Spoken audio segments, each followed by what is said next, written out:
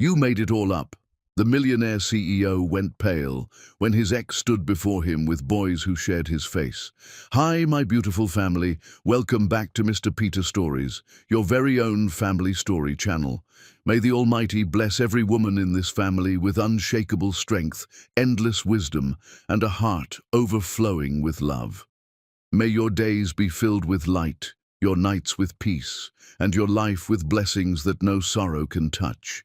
May every challenge turn into courage, every tear into hope, and may your presence continue to inspire those around you. If your heart is true, like the video. If your love is real, write, "I am with Mr. Peter."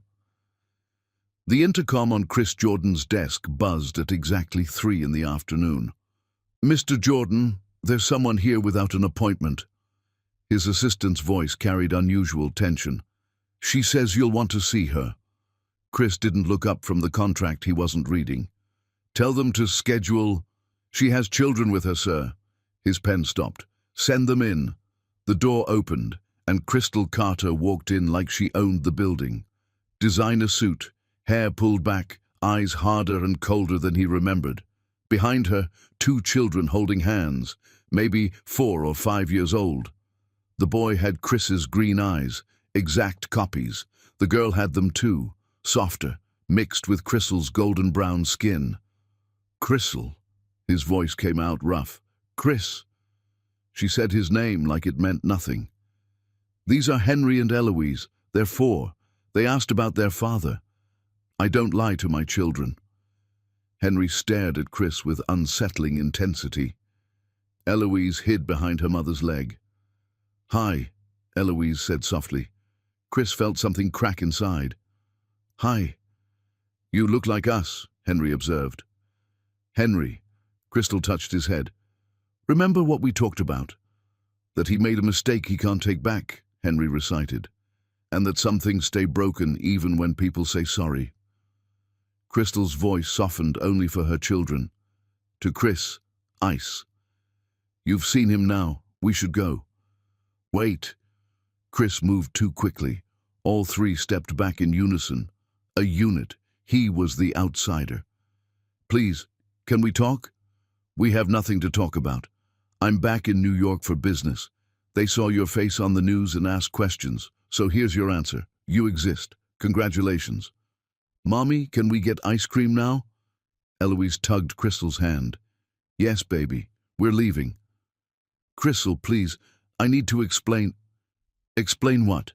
That you called me a liar? That you told me to get rid of a fake pregnancy? That your lawyers sent me threats when I was 7 months pregnant?" Chris felt ice flood his veins. "What lawyers?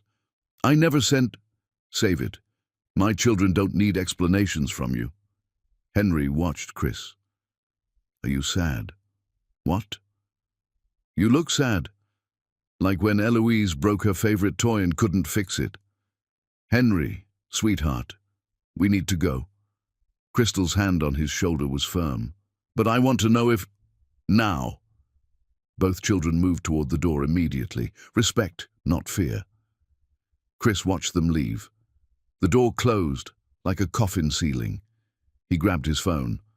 "Ryan, I need everything about Crystal Carter. Where she lives, how she survived, the last 5 years, everything." "Already on it, boss." "And Ryan?" "She mentioned lawyers sending threats. Find out who authorized that." Chris walked to the window. Manhattan glittered below. Monte Carlo flashed in his mind.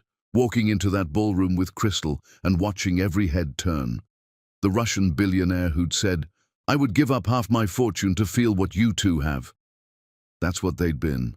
The couple everyone measured themselves against. His phone buzzed. "Ryan, she's not just surviving, she's thriving. Carter Global Marketing.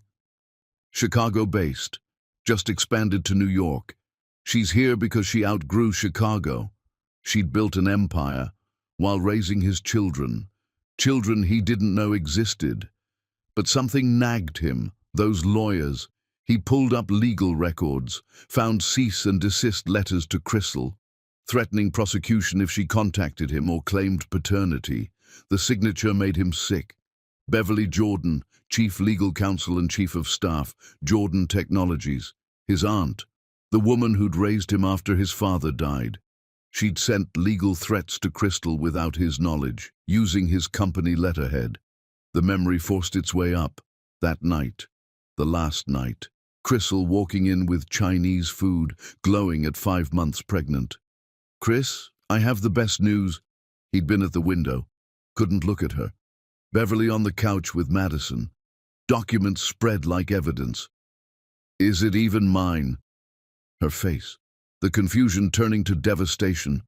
Beverly standing, hand on his shoulder like she'd done when his father died. "Sweetheart, we know everything. The money, the meetings, the lies." Crystal looking at documents accusing her of things she'd never done. "This isn't real." "Chris, you can't believe—" "I heard the recording, Crystal." He'd played it. Her voice, "How much can I get from Chris? The pregnancy guarantees me millions. That's not me. It sounds exactly like you. Because someone made it sound like me. I'm carrying your babies, twins, a boy and a girl. I just found out today. Babies. Making it twins to get more money." She'd taken off the promise ring. "If you believe I'm capable of this, you never knew me at all." At the door, not turning. "You're going to regret this for the rest of your life." Beverly had smiled. "You did the right thing." He'd believed that for 6 months, until doubt started eating him alive. Ryan walked in with a tablet. "You need to see this. Financial records, medical records, timeline." Crystal moved to Chicago the week after, had twins 9 months later, full term. The dates line up perfectly. Chris's hands went numb. She started her company while pregnant. Built it from nothing. Ryan paused. "That payment from your Aunt Beverly to Dr. Angela Rodriguez? The clinic where Crystal had prenatal care? The doctor lost her license 2 years ago. Ethics violations. Falsifying medical records." "What?" "Beverly's been embezzling from the Jordan trusts for years. If you'd married Crystal, if you'd audited those trusts." Ryan pulled up documents. "Beverly would have gone to prison." Chris felt the room tilt. "Your aunt didn't destroy your relationship because she thought Crystal was a gold digger. She destroyed it because Crystal was a threat to her crimes." "And the lawyers?" "Sent by Beverly. She forged your signature. Crystal received 3 letters while pregnant, each more threatening. The final one warned criminal charges for harassment." Chris sat slowly. "She was pregnant with my children and receiving legal threats from my own company. Beverly made sure Crystal stayed away. Find Beverly, now." "But Chris," Ryan's voice was careful, "that recording that destroyed everything? It was created using voice clone AI, technology your company helped develop." Chris felt his blood turn to ice. Beverly hadn't just manipulated him. She'd used his own creation as a weapon against his heart. Chapter 2. The Poison That Looked Like Family. Beverly Jordan stared at her phone. Madison's text. "Chris knows something." Beverly poured whiskey with steady hands. Her lawyer called. "Chris's team is requesting financial records from the family trusts." "They won't find anything," Beverly lied, because she'd stolen millions, falsified records, destroyed her nephew's life to cover her crimes. Her mind went back 10 years, David Jordan discovering her embezzlement, confronting her. "I'm going to the authorities tomorrow." Beverly had made one call, had his brakes tampered with, watched him drive to his death, then cried at his funeral, held his 19-year-old son. "I'll take care of you like he would have wanted." Chris, devastated and orphaned, had clung to her. She'd made herself indispensable, chief of staff, legal counsel, surrogate mother, the only family he had left. For 10 years, she'd controlled every aspect of his business. Every decision went through her. She'd built herself into his world so completely that questioning her felt like questioning reality. Until Crystal Carter, 6 years ago, that family dinner. Beverly had watched them. The way Chris looked at Crystal, the way they existed in their own universe. After dinner, she'd overheard Chris. "I want to marry her, soon, which means full audit of the family trusts. I want everything transparent before we combine our lives." Audit. That night, Beverly started planning. Not quick destruction, slow poisoning of Chris's mind. Months of casual comments. "I saw Crystal with someone from Titan Industries. She looked nervous. Did you notice her asking about the family trusts? Be careful. I heard her previous relationship ended over money." Chris brushed them off at first. He was in love. But Beverly was patient. She escalated, left documents where he'd find them, articles about gold diggers, prenup recommendations. "I'm not saying Crystal is like this," she'd say, "but I promised your father before he died that I'd protect you." She weaponized his grief constantly, made protecting the Jordan legacy synonymous with protecting her. When Crystal announced pregnancy, Beverly nearly panicked. Baby meant marriage, marriage meant audits, audits meant prison. She found the intelligence firm, hired the voice actress. But she used Chris's own voice clone AI technology, captured hours of Crystal's voice at dinners, fed it into the system Chris had helped develop. The fake recording was flawless. Then the medical records. Dr. Angela Rodriguez, drowning in debt. Beverly offered her a way out. Just add notes suggesting she had doubts, nothing dramatic. The fake evidence piled up over 3 months. Bank statements, photos, emails, all manufactured. Beverly waited until Crystal was 5 months pregnant. Until everything was perfect. Then she struck. Family meeting at Chris's penthouse. Madison as witness. Evidence laid out like prosecution. When Crystal arrived excited about her ultrasound, Beverly was ready. Crystal's devastation had been satisfying. Beverly felt no guilt, just relief. After Crystal left, Beverly held Chris while he cried. "Your father would be proud of you for being strong." Then she took it further. Drafted cease and desist letters, forged Chris's signature, made sure Crystal knew contact would mean criminal prosecution. The letters were deliberately cruel. Any paternity claims will be contested. Any contact will result in criminal charges. Any public statements will result in lawsuits. Crystal, pregnant and alone, believed Chris sent them. The plan worked for 5 years. Until today. Madison texted, "Chris's investigator is asking about you, about the clinic, about money." Beverly opened her contingency file. If Chris wanted to dig into the past, she'd give him something to find. Something that would destroy Crystal all over again.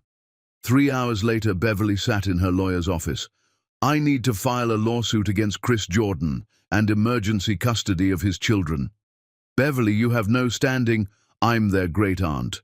Their father abandoned them. Their mother kept them from family. I have every right. This will get thrown out.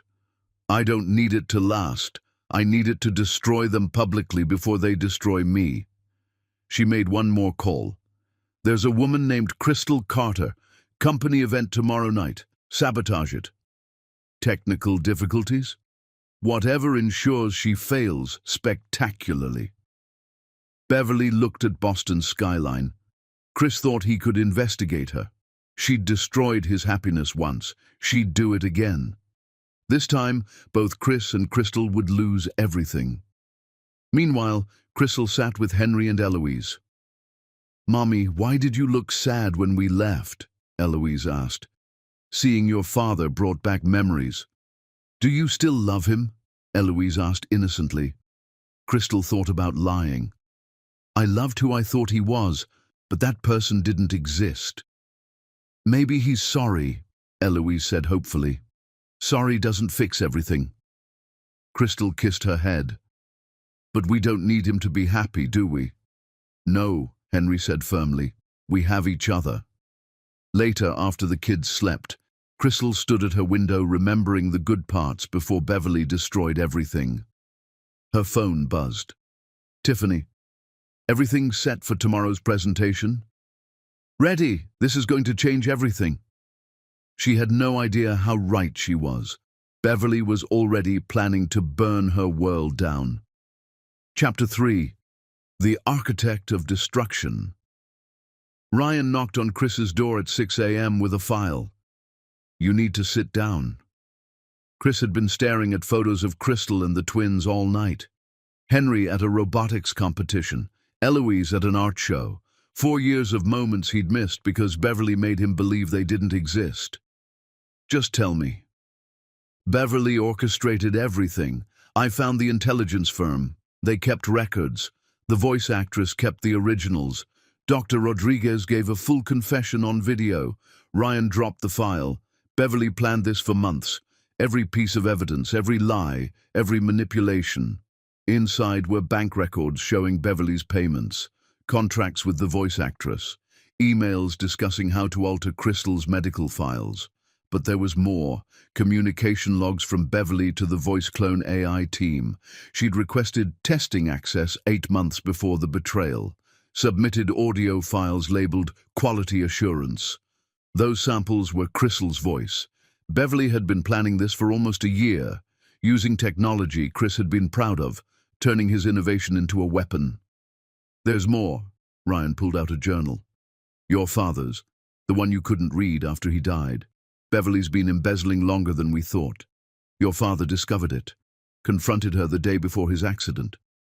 Chris felt his world tilt. "What are you saying?" "Your father's brake failure might not have been an accident. He discovers embezzlement, confronts Beverly, dies the next day. Beverly becomes your guardian and chief of staff. She killed my father. Can't prove it yet, but the mechanic who worked on his car died 3 years ago, ruled a suicide." Chris stood so fast his chair flew backward. "Where is she?" 2 hours later, Chris walked into the Connecticut estate where Beverly was having coffee. "Christopher, this is unexpected." Chris dropped the file. Papers spilled everywhere. "I know everything. The intelligence firm, the voice actress, Dr. Rodriguez, the embezzlement, the voice clone AI you stole from my company, all of it." Beverly's hand trembled slightly, setting down her cup. "I found the truth. You destroyed my relationship because you were stealing and knew I'd audit the trusts. You used technology I developed to fake evidence. You weaponized my grief over my father's death to blind me." Beverly stood. "You're upset. You made me believe protecting the Jordan legacy meant protecting you. You used my love for my father against me." Chris leaned close. "And I think you killed him. I think you murdered your own brother to cover your crimes." Color drained from Beverly's face. "You can't prove that." "Maybe not. But I'll try. And the investigation will destroy you. People will always wonder, did Beverly Jordan kill David?" "Chris, wait. We can work this out. 2 days. Withdraw your lawsuits. Return what you stole. Turn yourself in. Or I release everything and push for a murder investigation." Beverly sank into her chair, looking old for the first time. "You have 48 hours. Chris left her there. But Beverly hadn't survived this long by giving up. The moment his car disappeared, she made calls. "Destroy Crystal Carter's presentation tonight, catastrophic failure, and leak the story about Chris's abandoned children everywhere." If Chris wanted war, she'd give him war. That evening, Crystal stood backstage at the conference center. This presentation was everything. Major clients, industry leaders. If she landed them, Carter Global would be unstoppable. Tiffany squeezed her hand. "Go show them what the Phoenix can do." Crystal walked on stage, clicked to her first slide, nothing. Clicked again.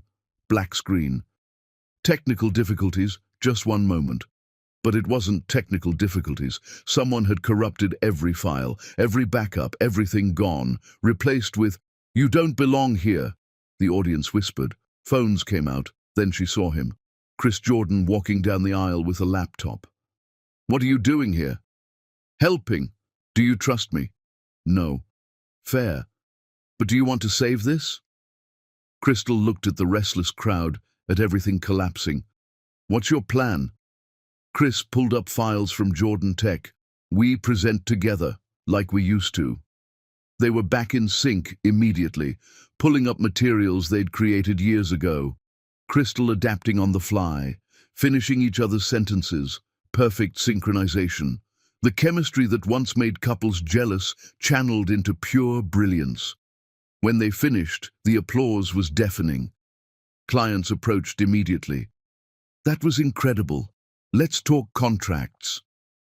But Crystal stared at Chris. "How did you know?" "Beverly tried to destroy you tonight. I'm not letting her win."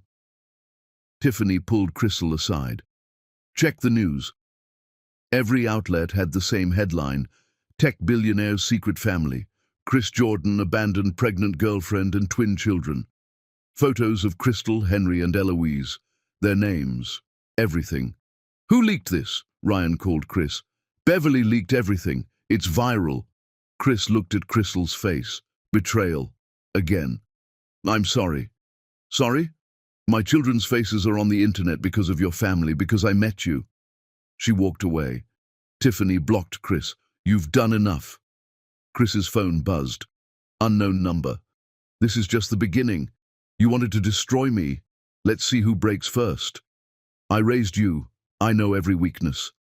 Beverly. The war had begun. Chapter 4. The night everything shattered. Crystal made it to her hotel before the tears came. Henry and Eloise were with Tiffany at a secure location, safe. But alone, Crystal let herself break. Her phone wouldn't stop. Journalists, colleagues, everyone had opinions. She turned it off and sat on the bathroom floor. That last night kept replaying, walking in with Chinese food, excited about the ultrasound. Twins. She'd been planning cute announcements. But Chris's face. Cold. Distant. Beverly and Madison on the couch. "Is it even mine?" 4 words that shattered everything. She'd tried to defend herself, but Chris had evidence. Bank statements, photos, that recording of her voice saying terrible things. "That's not me. Chris, you know I would never." But he didn't know her. That's what she realized. If he could believe this, he'd never known her at all. Beverly watched with satisfaction, playing concerned aunt while twisting the knife. Crystal remembered taking off the ring. "If you believe I'm capable of this, you never knew me at all." Then came the letters. Weeks later, threatening, cruel, Jordan Tech letterhead, Chris's signature.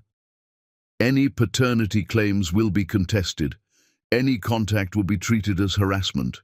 Any statements will result in lawsuits." 6 months pregnant with twins, reading those letters, feeling something die inside. Not love. That died the night he called her a liar. Hope. Hope that maybe he'd realize his mistake. The letters killed that hope. She'd moved to Chicago because New York felt poisoned, started her company because she needed to survive, built an empire to show Henry and Eloise their mother was strong enough to protect them. A knock pulled her back. "It's me, Chris, please." 5 minutes. She didn't want to open that door, but something in his voice made her. Chris looked terrible. Good. "What?" He held out a tablet. "Dr. Rodriguez, confession." Crystal pressed play. "Dr. Rodriguez, Beverly Jordan paid me to falsify Crystal Carter's medical records, add notes suggesting doubts about paternity. None of it was true. I needed money. I'm so sorry." Crystal's hands went numb. "There's more." Chris showed her everything. The voice actress, the voice clone AI using technology his company developed, Beverly submitting Crystal's voice for testing months before, the intelligence firm, Beverly's embezzlement, and this, the legal letters. "I didn't send these. Beverly forged my signature, used my company, made you think I was threatening you." Crystal stared at the signature. It looked exactly like his, but tiny differences. The curve of the J, the spacing. "She also filed false police reports, claimed you were stalking me, made sure those reports followed you, sabotaged your New York business deals for 5 years to keep you away." Crystal watched years of betrayal documented. Why show me now? Because you deserved to know years ago. Because Beverly weaponized my grief over my father to blind me. What does your father have to do with this? My father discovered Beverly's embezzlement, confronted her the day before he died. Next day, brake failure. Beverly became my guardian. She's controlled my life for 10 years. You think she killed him? I know she did. Can't prove it yet. Chris looked broken. She used my love for my father against me, made me believe protecting his legacy meant protecting her.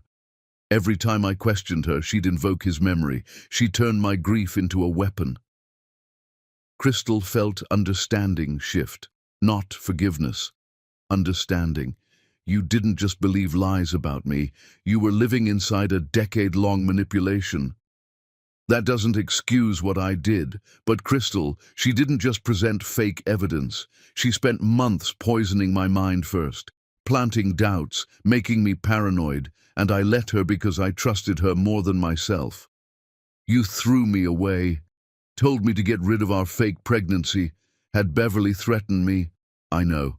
I went to the hospital alone, held them alone, fed them at 3 a.m. alone, built a company with them strapped to my chest. First steps, first words, first everything. You lost all of it. I know. Stop saying that. Her composure cracked. You don't know what it's like to love someone completely and have them look at you like you're nothing. To be 5 months pregnant and suddenly homeless. To tell your children their father doesn't want them. Chris's face was wet. You're right. But I know Beverly destroyed us. I know I let her manipulate me because I was traumatized and didn't trust what we had. I know Henry and Eloise exist because you're strong enough to survive. And I know sorry is inadequate. Years of pain between them. Your aunt is still trying to destroy me. The leak, the sabotage, she won't stop. I know. That's why we stop her together. There is no together. Crystal, no. You don't get to fix this by taking down Beverly. I saved myself 5 years ago. I built this life. And I'm taking down your aunt alone too. She's dangerous. So am I. Chris believed her. This crystal had been forged in fire. At least let me help. I have resources. Fine. But this isn't about us. This is about protecting my children from your toxic family. Our children. Biologically, yes. But they're mine in every way that matters. You're the DNA donor who showed up 5 years late. Designed to hurt. They did. I'll take whatever relationship you allow. But Crystal, I'm going to prove I can be the man I should have been. The man I would have been if Beverly hadn't spent a decade turning me into her puppet, even if you never forgive me. Why? Because you were right. I do regret it. Every day. But more than that, I'm angry. Furious that Beverly stole 10 years of my life, killed my father and used his memory to control me, made me destroy the best thing that happened to me, cost me 5 years with my children. I want her destroyed, and I think you do too. Crystal closed the door without a word, but she didn't lock it. Chris stood there before calling Ryan. Dig deeper.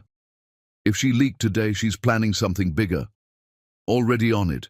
Beverly filed additional motions, claims Crystal deliberately kept your children from you, pushing for temporary custody to protect them. She's insane. She's desperate. Desperate people who've killed before are dangerous. Meanwhile, Crystal called Tiffany. How are the kids? Perfect. Asleep. Don't know about the news yet. Good, because I'm not running. We're going to expose Beverly. Completely. Make sure she never hurts anyone again. I love when you get that tone. Crystal pulled up her laptop, started making lists, every piece of evidence needed, every person to talk to, every strategic move to take down Beverly Jordan. By morning, she'd have a battle plan. Beverly thought she was fighting a heartbroken young woman. She was about to learn she was fighting the Phoenix, and the Phoenix didn't just survive fires. She burned everything that tried to destroy her. Chapter 5. The fortress she built without him. Tiffany had never seen Crystal like this. 6 a.m. Crystal already at the temporary office, 3 whiteboards covered in notes, laptop open to multiple screens. No, I don't care what it costs. I want the best forensic accountant in the country. Pause. Today. Pay them triple. She hung up and dialed another number. Tiffany set down coffee Crystal wouldn't drink. Have you slept? Sleep is for people not fighting for their children. Crystal. She put their faces on the news, Tiff.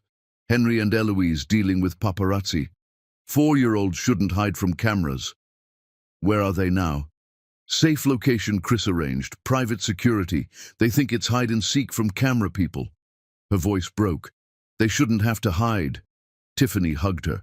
We're ending this. The door opened. Chris and Ryan. What are you doing here? Crystal didn't look up. Helping. Chris set down files. Ryan found something. Beverly's not working alone. That got her attention. What? Ryan pulled up a document. Beverly's been paying Cole Winters for years, ex-military, corporate sabotage specialist. He corrupted your presentation, tipped off media about the twins. Where is he? Manhattan. I have his location. Crystal stood. Let's go. Crystal, wait. Chris stepped in front. These people are dangerous. Good, so am I. Let Ryan and I handle... No, this is my fight. Those are my children. I'm not sitting on sidelines while you men handle it. Chris recognized that tone. No arguing. Fine, but we do this smart, together. They found Cole at a Chelsea gym. Ryan ensured they caught him alone. Crystal walked up while he benched. Chris and Ryan flanked her. Cole Winters, he assessed immediately. Who's asking? The woman whose life you ruined. Crystal showed her phone.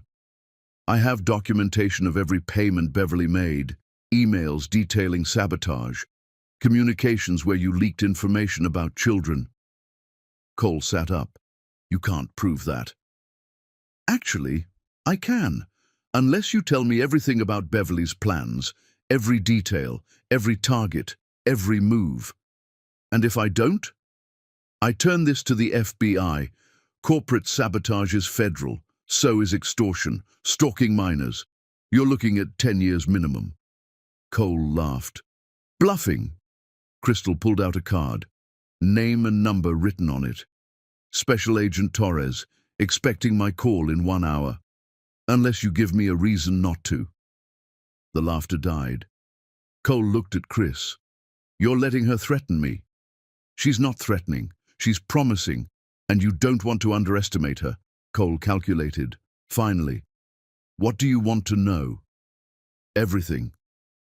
20 minutes later, back in the car. She's planning what? Tiffany on speakerphone shaking. Beverly's claiming Crystal is unfit, Chris repeated. Fake witnesses. Doctored emails suggesting Crystal leaves kids alone, doesn't feed them, exposes them to danger, building a case for temporary removal during custody battle. That's insane. But it takes time to disprove, investigations, hearings. Meanwhile, Henry and Eloise in foster care, or with Beverly. Crystal stared out the window, jaw clenched. Over my dead body. We have Cole's testimony, Ryan said. Evidence of Beverly's manipulation. Not enough.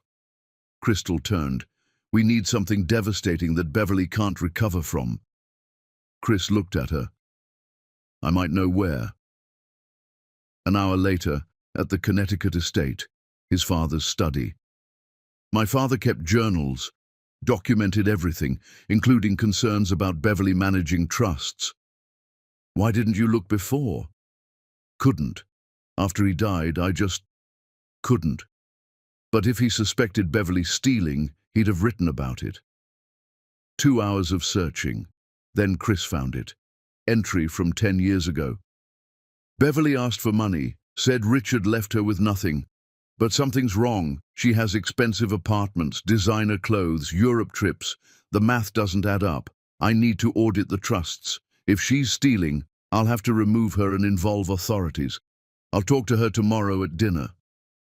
Dated 1 day before Chris's father died. Silence. You don't think... Crystal couldn't finish. Chris's hands shook. The accident was investigated. Brake failure. Brakes fail, Ryan said carefully, but they also get cut. My father suspected embezzlement, was going to confront her. Next day, he died conveniently before he could. Chris looked sick. I need to know if she killed him. Ryan pulled out his phone. I'll get the accident report re-examined. If there was foul play, we'll find it. Crystal watched Chris stare at his father's handwriting. She felt something she didn't want. Sympathy. I'm sorry. If she killed him... Chris couldn't finish. Crystal's phone rang.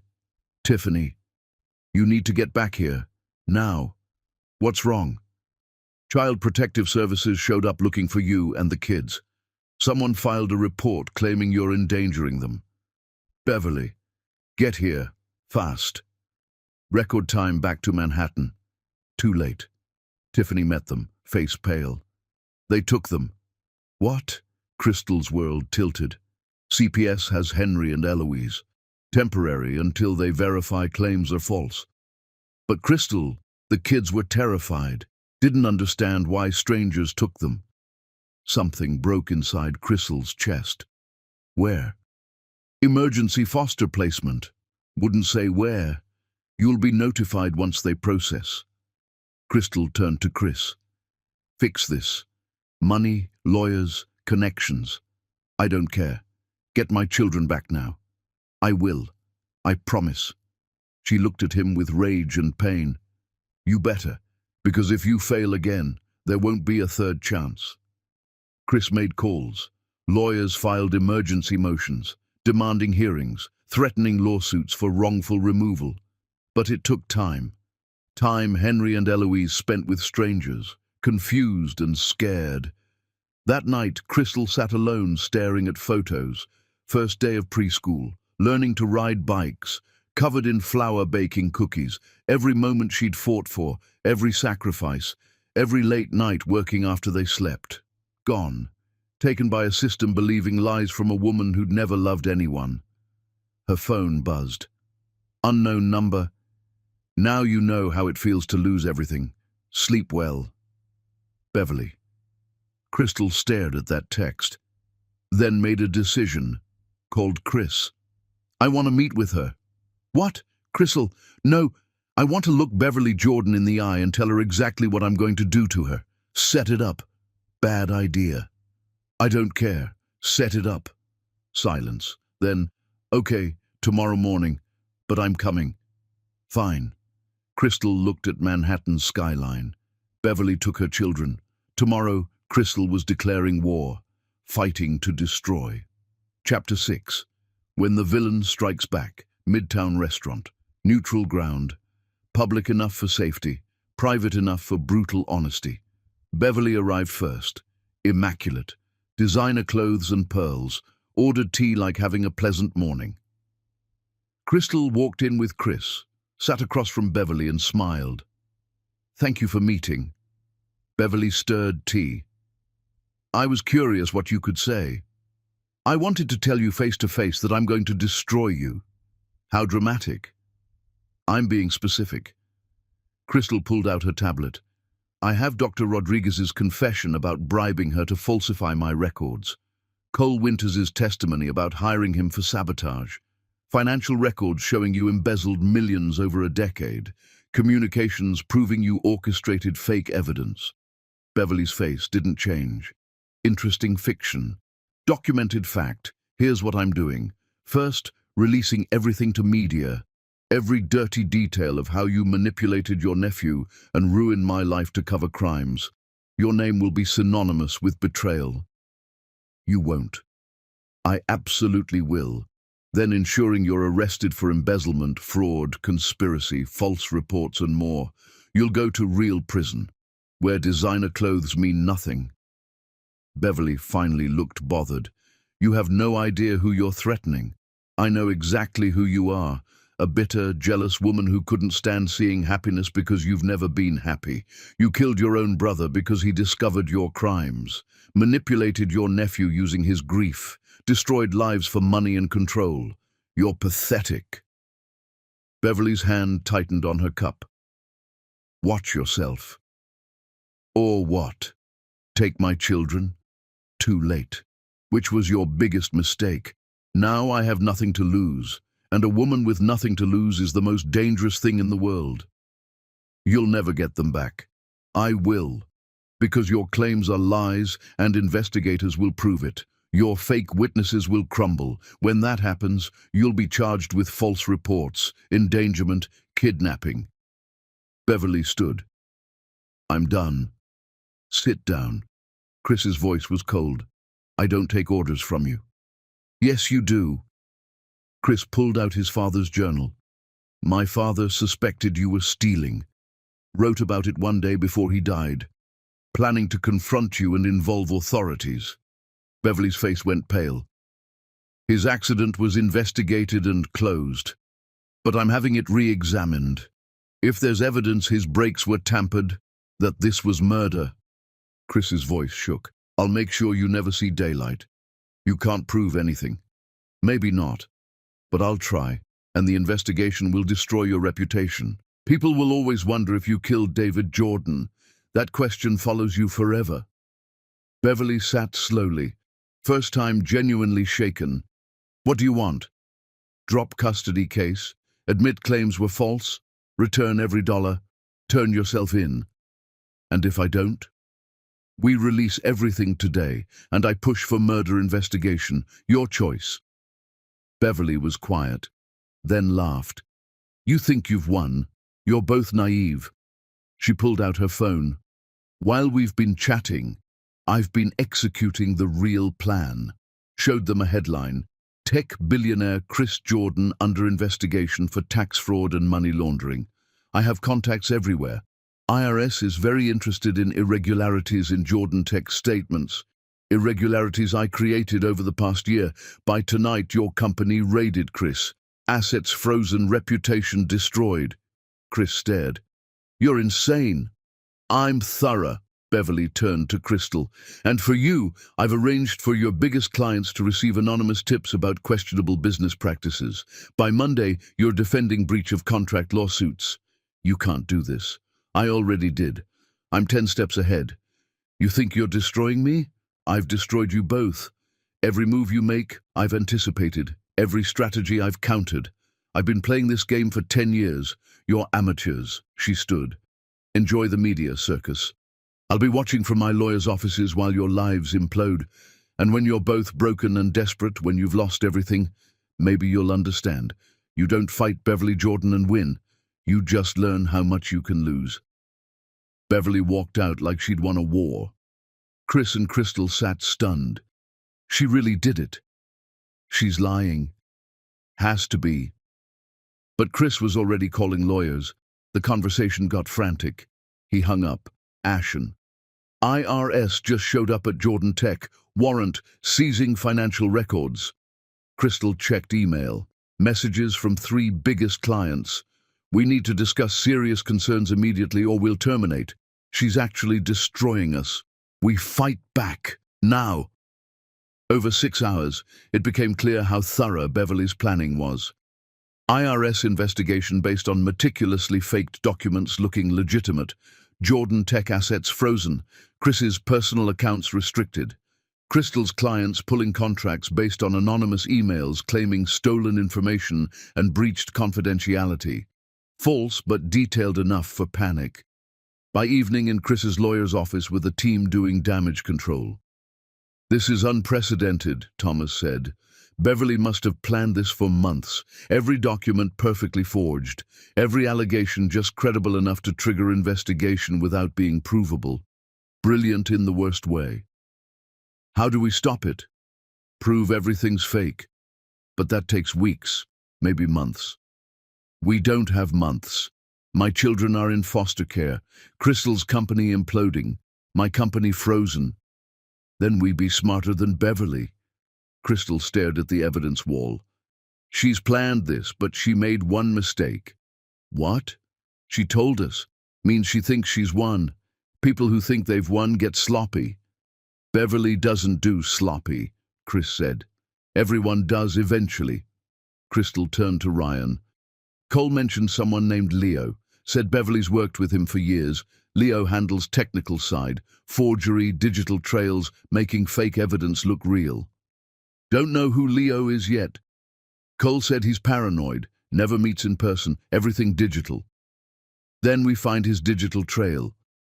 Crystal looked at Jamie, their tech expert. Can you track someone if we have their work? Jamie smiled. If they left any signature in the code, any pattern in how they forged documents, I can find them. Show me the fake evidence. They worked through the night. Jamie analyzing forged IRS documents, fake emails, everything Beverly created. By dawn, Jamie had something. Found him, Leo Petrov, Queens, and he's not as good as he thinks. Look, lines of code. He uses the same digital signature on everything, barely visible but there. Way of identifying his work, probably for payment proof, but means I can prove every document with this signature came from the same source. Can you prove they're faked? Absolutely. Metadata shows they were created last month, not over years like claimed. Timestamps don't lie. Chris felt hope. Can we get IRS to back off? If we present this, yes, but we need Leo to confirm. Need him to testify Beverly hired him. Then we talk to Leo. Crystal stood. Now. Leo Petrov lived in a Queens basement smelling like stale pizza and desperation. He opened the door to find Crystal, Chris, Ryan, and 2 lawyers. Who the hell are you? The people whose lives you helped destroy, Crystal said. We need to talk. I don't know what you're talking about. Jamie stepped forward with her laptop. I have your digital signature on 47 forged documents. I can prove you created fake IRS reports, fabricated emails, generated false evidence for Beverly Jordan, federal fraud charges putting you away for 20 years. Leo went white. I want a lawyer. You can have one. Or talk now and maybe we don't turn you to FBI. Leo looked at them, calculating. What do you want? Everything. Every document you created for Beverly, every instruction, every payment. And most importantly, we want you to testify she hired you to fabricate all of it. She'll kill me. She's going to prison, Chris said. Can't hurt you from there. Leo was quiet. Then, come in. His apartment was a disaster of computers, but his records were meticulous. He showed them everything. Years of work for Beverly, forged statements, fake legal documents, doctored photographs, everything Beverly used to destroy people over years. She's been doing this for a long time, Leo said quietly. Anyone who threatened her, business rivals, family members asking questions, she'd pay me to create evidence and use it to destroy them. How many people? At least 25 I worked on personally. But I think there were others before me. Staggering. Beverly hadn't just destroyed Chris and Crystal. She'd been a serial destroyer of lives for over a decade. Will you testify? If you guarantee protection and immunity. Done. They got everything documented. By the time they left, they had enough to clear their names and put Beverly away for decades. We need to move fast, Thomas said. Beverly will realize what we're doing. Too late. Chris's phone rang. Unknown number. Mr. Jordan, Special Agent Torres, FBI. We need you at Federal Plaza immediately. We just arrested Beverly Jordan for embezzlement and fraud, and she's claiming you were her accomplice. The phone slipped from Chris's hand. Beverly's final play, burn everything down, including herself, and take Chris with her. Chapter 7. The Alliance Neither Wanted. The FBI interrogation room was freezing and smelled like old coffee. Chris sat across from Special Agent Torres and Walsh. 3 hours. Let me get this straight, Torres said. Your aunt embezzled millions, orchestrated your relationship's destruction, hired criminals to sabotage businesses, filed false reports to child services, and possibly murdered your father. But you had no idea any of this was happening? That's right. Forgive me, but that seems unlikely. You run a multi-billion-dollar company. You're known for being detail-oriented, and you expect me to believe your aunt was committing massive fraud right under your nose for 10 years? I trusted her, that was my mistake. Or you were working with her. Maybe she stole, but you helped hide it. Maybe you used her to get rid of a girlfriend who got inconveniently pregnant. Chris's jaw tightened. I loved Crystal, would never have hurt her intentionally. But you did hurt her. Threw her out while pregnant. Had lawyers threaten her. That's special cruelty. Those lawyers were Beverly. I didn't authorize those letters. Didn't know they existed until 2 days ago. Convenient. Walsh leaned forward. Here's what we think. You and Beverly worked together. She managed embezzlement while you provided cover through your company. When Crystal got pregnant, you panicked. A wife means audits, questions, transparency. So you and Beverly created a plan. Fake evidence, threats, isolation. That's not what happened. Then why didn't you question the evidence? Why didn't you hire investigators? Demand proof. Because Beverly spent a decade positioning herself as the one person I could trust absolutely. She was my chief of staff, legal counsel, surrogate mother after my father died. When she presented evidence against Crystal, I didn't think I was looking at fake documents. I thought I was looking at truth from someone who loved me. Torres and Walsh exchanged glances. Quite a story. It's not a story. It's what Beverly does. She finds your weaknesses and weaponizes them. My weakness was grief over my father and absolute trust in the woman who raised me after he died. The door opened. Thomas, with another lawyer. This interview is over. Mr. Jordan isn't answering more questions without formal arrangement. He's not under arrest, Torres said. Yet, but we're building a case. Beverly Jordan is being very cooperative about her alleged partner's involvement. Outside, Chris found Crystal waiting with Ryan. What did they ask? Everything. They think I was working with Beverly, that I helped her steal and hide money, that we planned to destroy you together. That's insane. Is it? I destroyed you because I believed lies. Why would anyone believe I wasn't part of those lies? Because you weren't. Chris, I know what Beverly's capable of. She destroyed both of us. We need to prove that together. Since when do you want to work with me? Since she took my children and tried to take everything else. Crystal's voice was fierce. I don't trust you, don't forgive you. But right now, you're the only other person who wants to destroy Beverly as much as I do. So we're partners, temporary, until this is over. Chris wanted to argue, but he'd lost the right to want anything from her. Okay, partners. Back at the temporary office, Ryan had been coordinating with Leo and Jamie. We have a problem, Ryan said. Leo is terrified, talking about recanting. He can't, Crystal said. We need his testimony. Beverly got to him, sent a message about what happens to people who betray her. He's convinced she'll have him killed. She's in custody. She can't hurt him. Can't she? Ryan pulled up a news article.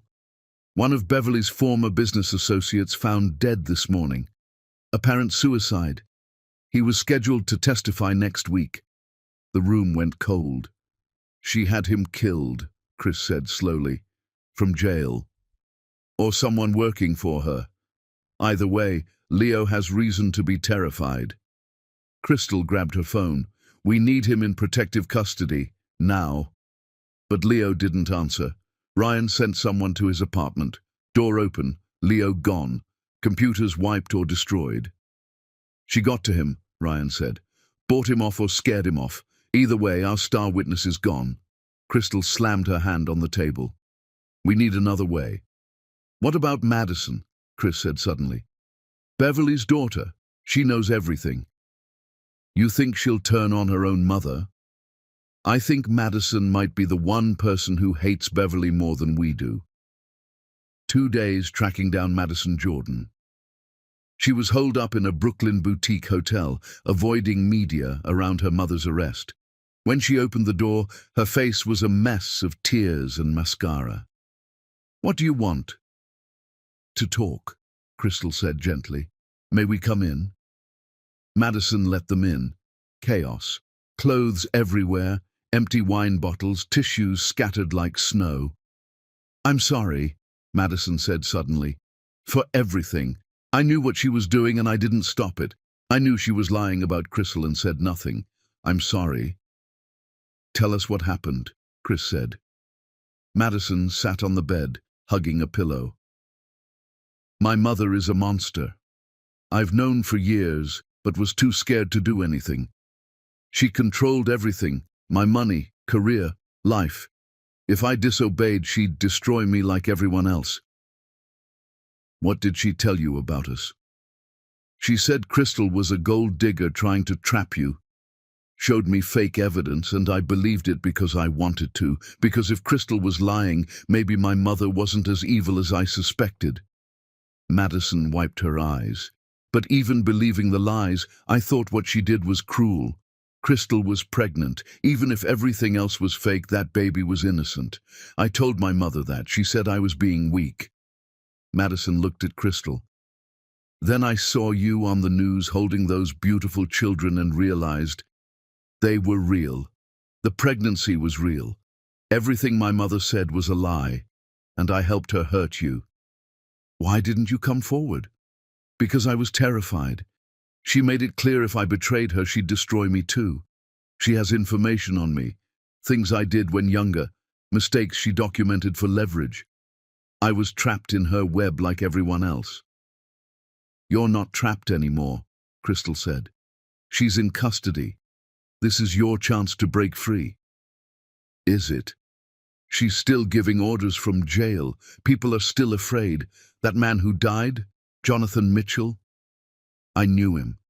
He helped my mother with some schemes years ago. Was going to testify. Now he's dead. She can order hits from a jail cell. How am I supposed to be safe? If you testify against her, we can protect you, Chris said. Can you? Really protect me from someone who can order hits while in federal custody? They couldn't promise that, honestly. Madison stood, walked to the window. You know what the worst part is? I think I'm just like her. I stood by and watched her hurt people, benefited from her crimes. That makes me complicit. It makes you a victim, Crystal said. Beverly manipulated you your entire life, groomed you to be her accomplice, but you can stop being a victim right now. Help us stop her, for good. Madison turned around. If I do this, if I testify, I lose everything. She'll release whatever information she has on me. My reputation will be destroyed. Your reputation is already destroyed, Chris said bluntly. You're Beverly Jordan's daughter. The minute she was arrested, you became guilty by association in the public eye. The only way to separate yourself is to actively fight against her. Madison was quiet. Then, okay, I'll do it. I'll tell you everything. She did. For hours, Madison detailed years of her mother's schemes, names of other victims, locations of hidden accounts, passwords to encrypted files. Evidence Beverly had collected on dozens of people, including city officials, judges, even FBI agents. She has something on everyone, Madison said. That's how she's controlled things for so long. She makes sure people are compromised, then uses that leverage whenever she needs something. We need to get all of this to Agent Torres, Ryan said. There's one more thing. Madison pulled out a flash drive. My mother made me record our conversations. She said it was to protect us both, but really it was insurance. I have recordings of her admitting to everything. Embezzlement, fraud, bribing officials, ordering sabotage of Crystal's business, arranging for witnesses to disappear. All of it. She handed the drive to Chris. This is probably enough to put her away for the rest of her life. Use it. Thank you, Crystal said. Don't thank me. I should have done this years ago. Those are your children caught in the middle of my mother's insanity. Henry and Eloise shouldn't be suffering because I was too cowardly to speak up sooner. Tears filled Madison's eyes. I'm so sorry. For all of it. Crystal surprised herself by hugging Madison. You're doing the right thing now. That matters. They took all the evidence, Madison's testimony, the recordings, the financial documents, the list of other victims, straight to Agent Torres. His face when he listened to the recordings was something Chris would remember forever. Beverly's voice, cold and calculating, The Jordan boy is easier to manipulate than I expected. Use his father's memory against him. Make him believe protecting the legacy means protecting me. Another recording. Crystal Carter needs to stay in Chicago. Sabotage any business deals that might bring her back to New York. Another. Chris is asking questions about the trusts. Time to create new problems for him to focus on. Perhaps a business rival. Something to distract him from the embezzlement. This is enough, Torres said finally. More than enough. Beverly Jordan is going away for a very long time. And Chris? Crystal asked. She was claiming he was complicit. These recordings make it clear he was a victim, not an accomplice. We'll be dropping any investigation into Mr. Jordan. We owe him an apology. I don't want an apology, Chris said. I want my children back with their mother. And I want Beverly to never hurt anyone again. We can make that happen. But there was still one problem. Henry and Eloise were still in foster care. Getting them released would take time Crystal didn't have. That night she sat in her hotel staring at photos of them. 7 days. It had been 7 days, and it felt like 7 years. A knock on her door. Chris stood there with his phone. I pulled every string I have, called in every favor, threatened every person I could. The family court judge agreed to an emergency hearing tomorrow morning. If everything goes well, you'll have them back by afternoon. Crystal felt tears she'd been holding back. Thank you. Don't thank me yet. We still have to convince a judge. We will. Chris turned to leave, but Crystal stopped him. Chris, about working together these past few days. You don't have to say anything. I want to. You're not the man who destroyed me 5 years ago.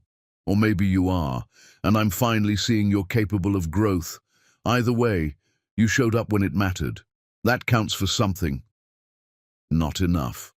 No, but it's a start. They stood there, years of pain and a few days of partnership between them. Get some sleep, Chris said. Tomorrow we get your kids back. Our kids, Crystal said softly. They're biologically yours whether I like it or not. And they asked about you when I called them tonight.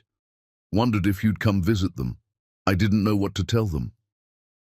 Chris's eyes filled with tears. They asked about me. Henry wants to know if you're good at chess.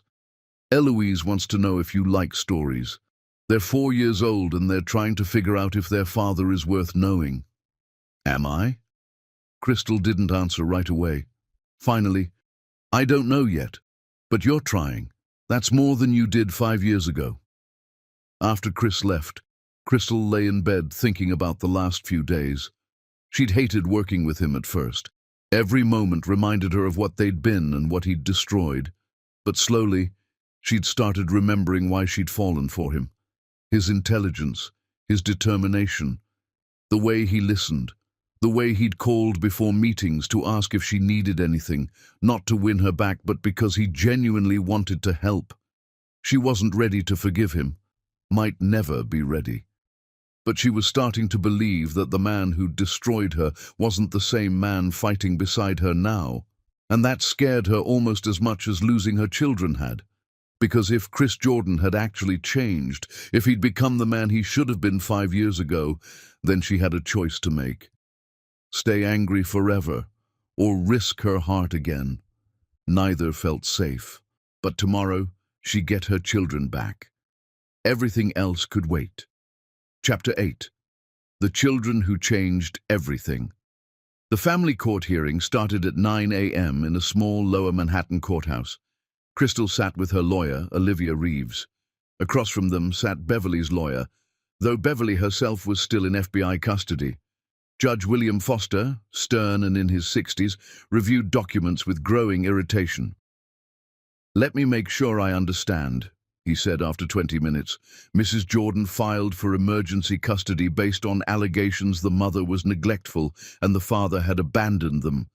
But evidence now shows Mrs. Jordan fabricated these allegations as part of a larger criminal conspiracy to cover her own embezzlement and fraud."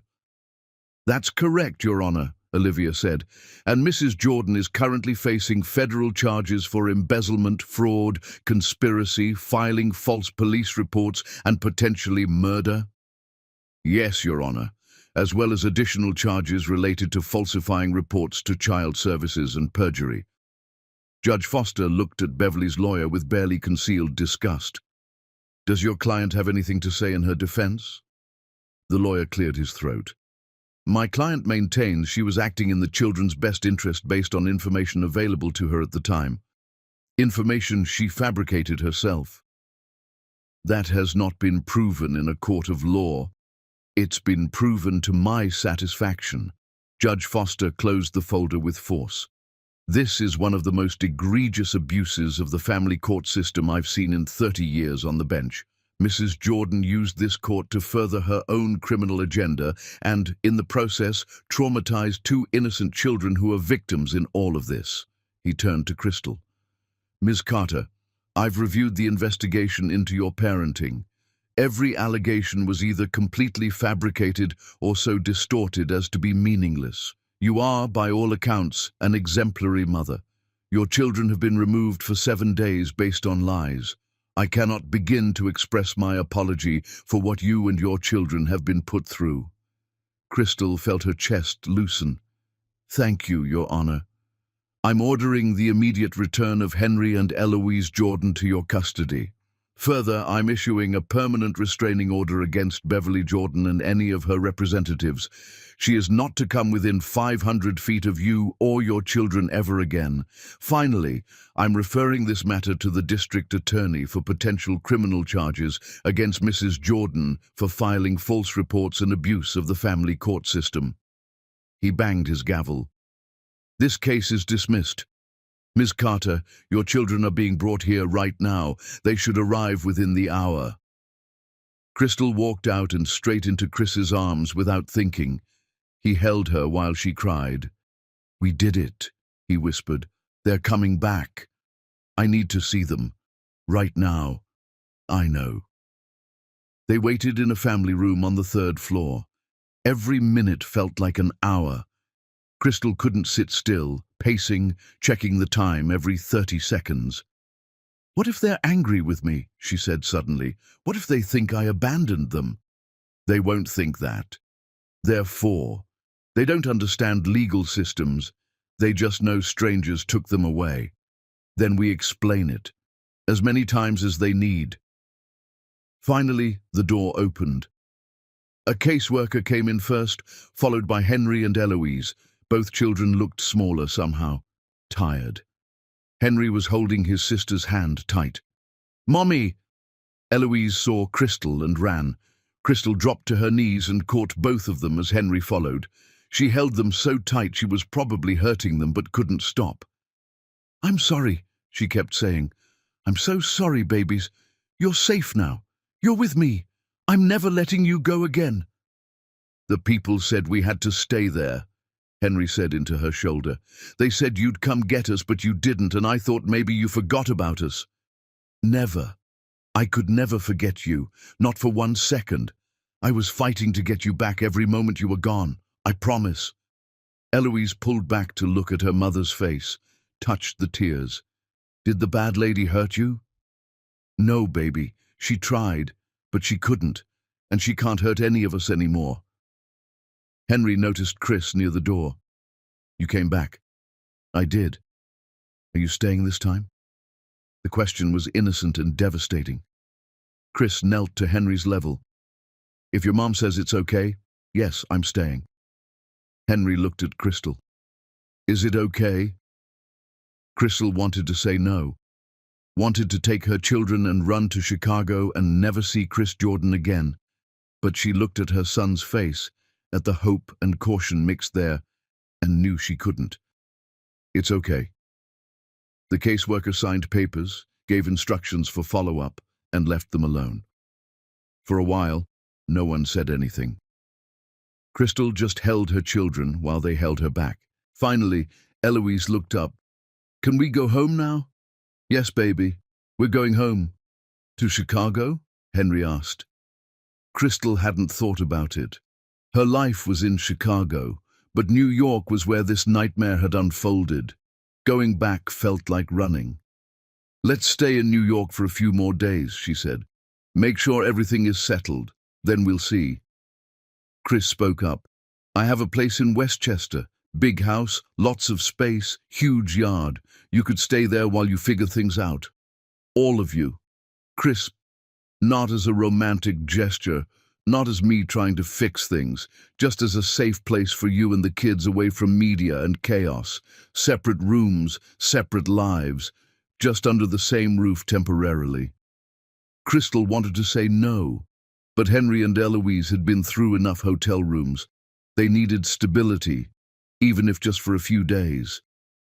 "Okay, but just until we figure out what's next." The house in Westchester was beautiful. 3 stories, massive yard with a treehouse. Henry and Eloise ran through rooms, exploring with the energy of children who'd been cooped up too long. "There's a treehouse!" Eloise shouted from the backyard. "Can we go up?" "Tomorrow, baby. It's getting dark." "Aw." Chris showed them to the guest wing. 2 bedrooms connected by a bathroom. "I'll be on the other side of the house," he said. "There's food in the kitchen. Help yourself to anything. If you need anything at all, just call." "Thank you," Crystal said. "For this. For everything today." "You don't need to thank me." "Yes, I do. You could have walked away, let me fight Beverly alone, but you didn't. Those are my kids too, even if I have no right to claim them yet. Chris, I should let you get settled." He started to leave, but Henry called after him. "Will you read us a story?" Chris stopped. "What?" "A bedtime story. Mommy always reads us stories, but she's tired. You could do it instead." Chris looked at Crystal. "Is that okay?" She wanted to say no, wanted to keep this ritual sacred, something just hers, but Henry was looking at Chris with such hope. "It's okay." An hour later, Crystal stood in the doorway watching Chris read Where the Wild Things Are to Henry and Eloise. Both kids in their pajamas, one on each side of him, leaning against his shoulders. He did different voices for the wild things, made them laugh, made the story come alive differently from how she read it, but equally magical. When he finished, Eloise asked for another. "It's bedtime, baby," Crystal said gently. "One more?" "Tomorrow. Chris can read another tomorrow." "Promise?" Eloise looked at Chris with big eyes. "Promise." After the kids were asleep, Crystal found Chris on the back patio, staring at the dark yard. "They're good kids," he said without turning. "The best. You did an amazing job raising them, alone, while building a company, while dealing with everything that happened." He turned to face her. "I don't know how you did it. I didn't have a choice. When you're responsible for 2 tiny humans, you figure it out or you fail, and I wasn't going to fail. I would have. If I'd been in your position, I would have failed. You don't know that." "Yes, I do. I failed the easiest test possible, trusting the person I loved. You passed tests I can't even imagine." They were quiet for a moment. "Henry asked me earlier if I was good at chess," Chris said. "I didn't know how to answer. I am good at chess. But telling him that felt wrong, like I was trying to impress him. He just wants to know you. 4-year-olds ask simple questions because they think simply. He's not testing you. He genuinely wants to know if you're good at chess, so he knows if you can teach him. I've never been around kids before. I don't know how to talk to them. You seemed fine tonight. The story voices were a hit." Chris smiled slightly. "I was terrified the entire time, kept thinking I was going to mess it up." "You didn't. You were good with them. Can I ask you something?" "Okay. Do you think, eventually, they could forgive me for not being there?" Crystal thought about it carefully. "Kids are more forgiving than adults. If you show up consistently, if you prove you're reliable, they'll accept you. The question is whether I can forgive you for not being there. I know I don't deserve it." "No, you don't. But those kids deserve a father who loves them and shows up for them. So I have to figure out how to let you be that, even though it hurts. What hurts? Watching you be good with them. Seeing what we could have been if Beverly hadn't destroyed us. Wondering if... She stopped. Wondering what? Wondering if maybe you're actually the man I thought you were 5 years ago, just with better judgment now. Chris stepped closer. Crystal. Don't say anything. It's late and I'm exhausted and emotional. Let's just leave it at that. She went inside before he could respond. But that night, lying in bed in the room next to her sleeping children, Crystal couldn't stop thinking about the look on Chris's face when he'd read to Henry and Eloise. He'd looked happy and terrified and full of love for 2 children he barely knew. She'd spent 5 years hating him, building walls, making sure she never let him close enough to hurt her again, but those walls were starting to crack, and that scared her more than anything Beverly Jordan had ever done. Chapter 9. When the Empire Strikes Back.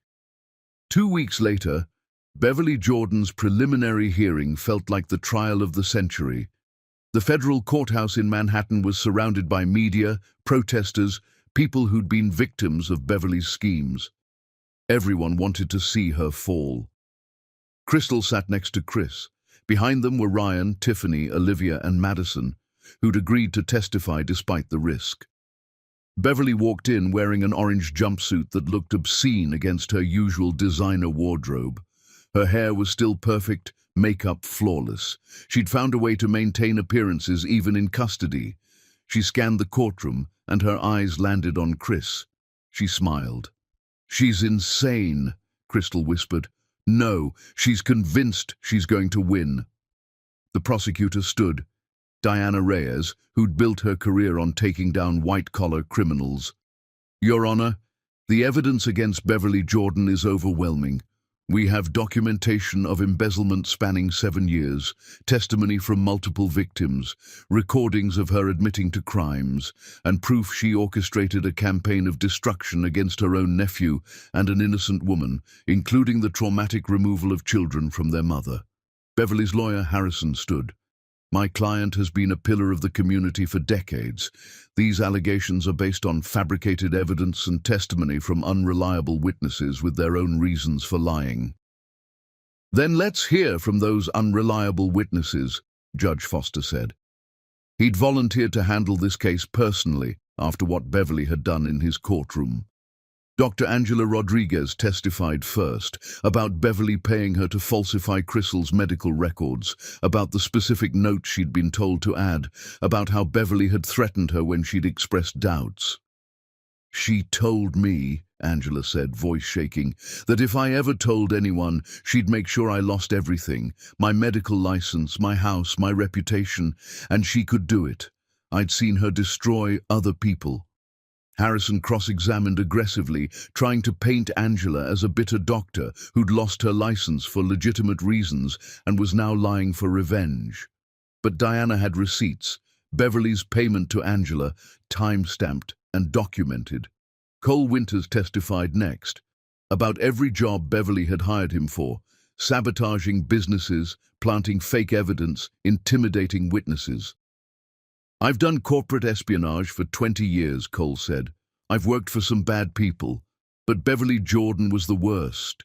She didn't just want to win, she wanted to destroy, completely. She'd give me targets and tell me exactly how to ruin their lives. She enjoyed it."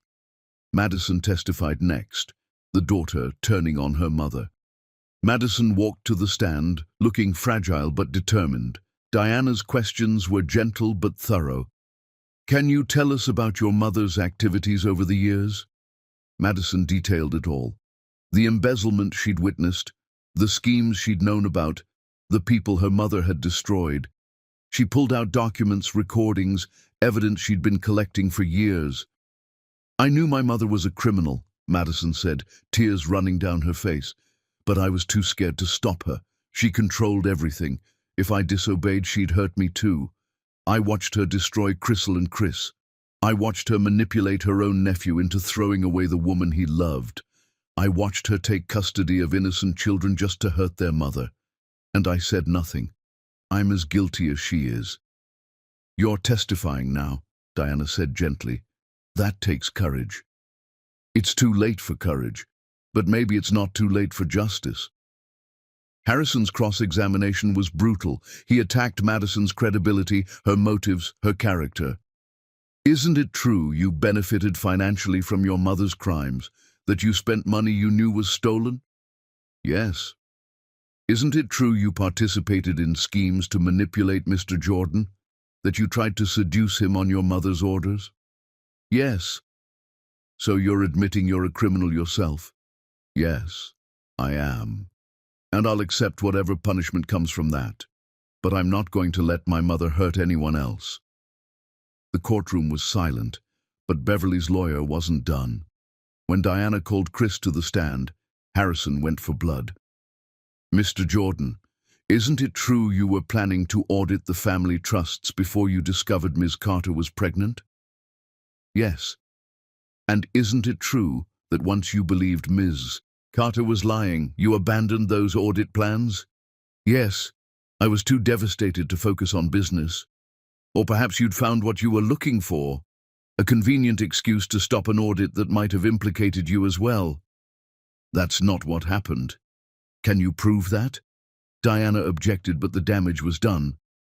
Harrison was planting seeds of doubt, but then Diana called her final witness, Leo Petrov. Everyone had thought Leo was gone, bought off or scared off by Beverly, but he walked into that courtroom with federal marshals flanking him.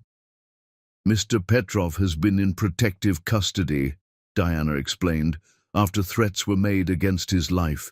He's agreed to testify in exchange for immunity. Leo took the stand and destroyed any remaining defense Beverly had.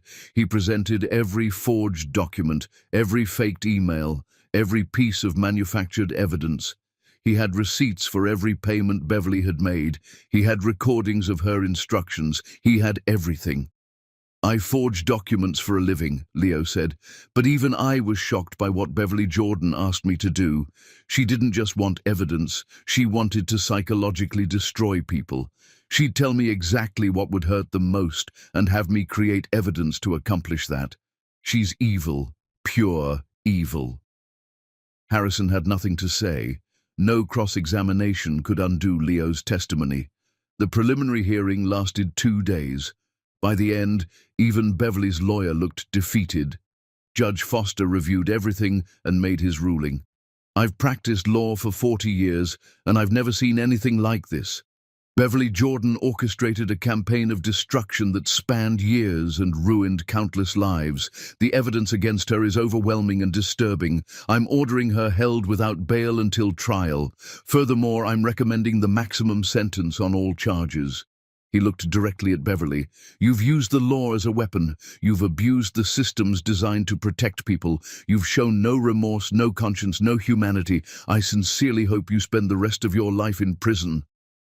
Beverly's mask finally cracked. For just a moment she looked scared. They led her out in handcuffs. Outside, the media was frenzied. Crystal and Chris walked out together and were immediately swarmed. Ms. Carter, how do you feel about today's outcome? I'm relieved that Beverly Jordan will face justice, but mostly I'm grateful that my children are safe and that the truth is finally public. Mr. Jordan, do you have a relationship with your children now? Chris looked at Crystal. She nodded. I'm getting to know Henry and Eloise. They're incredible kids, and I'm grateful for every moment I get to spend with them. I have a lot of lost time to make up for. Are you and Ms. Carter back together? We're co-parenting, Crystal said firmly. Our focus is on our children. But as they walked away from the courthouse, Crystal's hand found Chris's. She didn't think about it, didn't analyze it, just held his hand like it was the most natural thing in the world. He squeezed back gently. That night, back at the Westchester house, they all had dinner together. Henry and Eloise told stories about their day, arguing about whether butterflies or dinosaurs were cooler. Dinosaurs are definitely cooler, Henry insisted. They're huge and strong. Butterflies are prettier, Eloise countered, and they can fly. So could pterodactyls. Those aren't real dinosaurs, Henry. Crystal watched Chris navigate the debate with humor and patience. He'd gotten good at this over the past 2 weeks. The bedtime stories had become routine. So had morning chess games with Henry and afternoon art projects with Eloise. He showed up every day, proving himself in small, consistent ways. After the kids were in bed, Chris found Crystal in the kitchen. "So," he said, "Beverly's going to trial in 3 months. They're talking about a plea deal, but she's refusing. She wants to fight this all the way." "Of course she does. She can't accept losing. Diana thinks the trial will last weeks, maybe months. It's going to be a media circus. I can handle it. I know you can. But should you have to? Maybe you should go back to Chicago. Take the kids somewhere quiet until this is over." Crystal poured wine for both of them. "I'm not running. I'm going to be at that trial every day. I want Beverly to see my face and know she lost." "That's vindictive." "Damn right it is. She tried to destroy me, failed. She tried to take my children, failed. She tried to ruin you, failed. I want her to sit in that courtroom and stare at everything she couldn't break." Chris smiled. "Remind me never to get on your bad side." "Too late. You were on my bad side for 5 years." "Am I still?" Crystal considered the question. "You're making your way back to neutral." "I'll take it." They drank wine in comfortable silence. "The kids asked me today if you're their dad now," Crystal said finally. "What did you tell them?" "I told them yes. You're their biological father, and you're trying to be their real father too. But I also told them that family is about more than biology, that I'll always be their first line of defense. They're lucky to have you. They're lucky to have both of us." Finally, Chris set down his wine glass. "Can I ask you something?" "Maybe. When you look at me now, do you still see the man who destroyed you?" Crystal thought about it honestly. "Sometimes. When I'm tired or angry or scared, I see him. But most of the time I see someone different, someone who's trying to be better. I don't know if that's enough to build anything on, but it's something. I'll take something." That night, Crystal couldn't sleep. She kept thinking about the trial, about Beverly's face when the judge denied bail, about the long road still ahead. But she also thought about Chris reading to their children, about the way he'd held her hand outside the courthouse, about how natural it had felt. She'd spent 5 years building walls, making sure no one could hurt her again, making sure she needed no one. But maybe needing someone wasn't weakness. Maybe it was just human. She didn't have answers yet. Didn't know if she could ever fully trust Chris again. Didn't know if they could build something real from the ashes of what Beverly had destroyed. But for the first time in 5 years, she wasn't sure she wanted to stay angry forever. And that was terrifying and hopeful in equal measure. Chapter 10. The Reckoning and the Beginning. 3 months later, Beverly Jordan's trial ended on a Tuesday afternoon in late spring. The jury deliberated for 7 hours. Crystal sat in the courtroom with Chris, Tiffany beside her. Henry and Eloise were with a trusted babysitter, shielded from this final chapter. When the jury filed back in, every face was grim. "Has the jury reached a verdict?" "We have, Your Honor." "On the charge of embezzlement, how do you find?" "Guilty." "On the charge of fraud?" "Guilty." "On the charge of conspiracy?" "Guilty."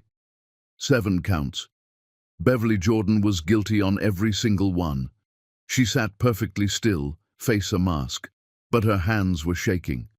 "Sentencing will be in 2 weeks, Judge Foster said. Mrs. Jordan will remain in custody." As they led Beverly out, she turned and looked directly at Crystal. Her face said, "This is your fault." Crystal stared back and mouthed, "Good." Outside, Diana Reyes gave a statement about justice being served. Then she turned the microphone to Crystal. "I want to say something to everyone who's been a victim of Beverly Jordan's schemes. You're not alone. You weren't crazy. You didn't deserve what happened. And today, finally, the person who hurt you is being held accountable. Crystal looked at the camera. To the other victims watching, I see you, I believe you, and I hope today brings you peace. 2 weeks later, sentencing day. Judge Foster looked at Beverly with undisguised contempt. You've shown no remorse, no accountability, no recognition of the pain you've caused. In 40 years on the bench, I've never encountered someone so thoroughly lacking in conscience. He delivered his sentence, 8 years in federal prison, full restitution to all victims, permanent restraining orders, no possibility of early release. Beverly's face went pale. Do you have anything to say? Beverly stood slowly. Yes, I want to say that my nephew is weak. He let an outsider destroy our family. Everything I did was to protect the Jordan legacy. You destroyed the Jordan legacy by being a criminal. Take her away. As marshals led Beverly out, she looked at Chris one last time. You'll never be happy with her. She'll never trust you. But Chris didn't flinch. You lost everything. We're building something new. Who won? Beverly had no answer. 6 months after sentencing, life had found a strange rhythm. Crystal moved Carter Global's headquarters to New York. The company was thriving. Henry and Eloise had adjusted. They had 2 homes now, Crystal's Manhattan penthouse and Chris's Westchester house. They'd stopped asking if their parents were together, accepting they had 2 people who loved them. On a Saturday morning, Chris picked up the kids. But instead of leaving, he asked Crystal if they could talk. Is something wrong? No, I wanted to show you something. They drove to a park in Westchester, kids running ahead to the playground. I've been thinking about the future, Chris said as they watched Henry and Eloise play. About what I want, what's important. Okay. 5 years ago, I had everything I thought mattered. Money, power, success. And I lost it because I didn't recognize what was valuable. You, us, what we were building. Chris, let me finish. I'm not asking for another chance. I know I don't deserve that. But these past months, getting to know our children, working alongside you, co-parenting, it's been the best time of my life, even with chaos and pain, because I get to be near you again. Crystal was quiet, watching their children. You've been good with them, she said finally. Better than I expected. They make it easy. They're incredible. They are. And they love you. Henry told me last week you're his best friend. Eloise drew a picture of our family, all 4 of us holding hands. Chris felt his throat tighten. She did? I have it on my fridge. They sat in silence, watching their children play in autumn sunshine. I don't know if I can fully trust you again, Crystal said quietly. There's still this part that remembers how easily you believed I was lying, how quickly you threw me away. I know. But I also see who you are now, how you show up every day, how you've earned pieces of them I never thought you'd deserve. You're not the man who destroyed me. You're someone better. I'm trying. I see that. And maybe that's enough to start building something new, not what we had. That's gone. But something different. What does that look like? I don't know yet. Maybe we start with dinner, the 4 of us.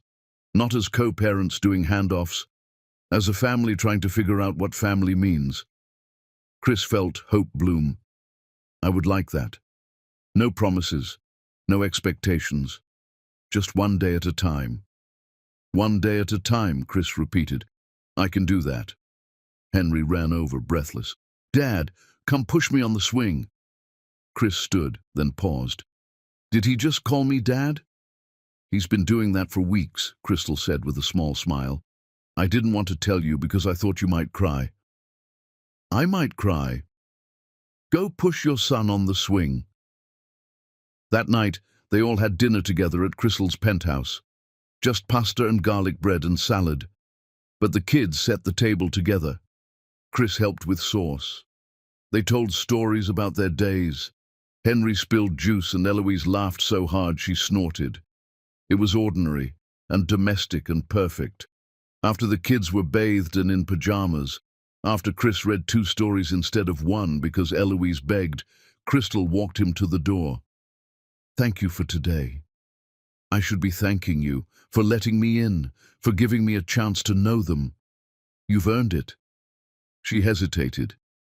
"Chris, about what I said in the park. You don't have to explain. I want to. I meant it.